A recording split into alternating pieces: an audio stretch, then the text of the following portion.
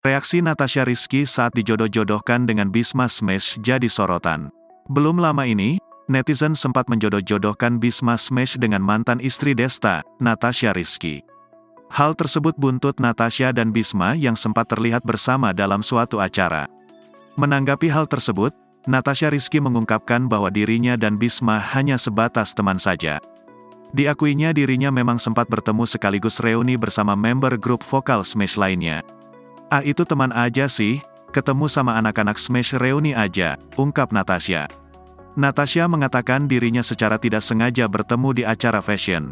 Sedangkan Natasha dan Bisma serta member Smash lainnya, rupanya juga pernah bekerja bareng dalam sebuah sinetron 12 tahun lalu.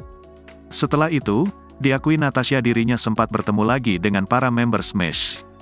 Tak ada maksud lain, Natasha dan para member Smash hanya kumpul biasa selayaknya teman yang sudah lama tak bertemu. Terus kemarin pas banget ketemu juga di salah satu mall di Jaksel. "Ya udahlah, akhirnya ngumpul pas banget, aku lagi sama anak-anak dan sama keluarga," terangnya.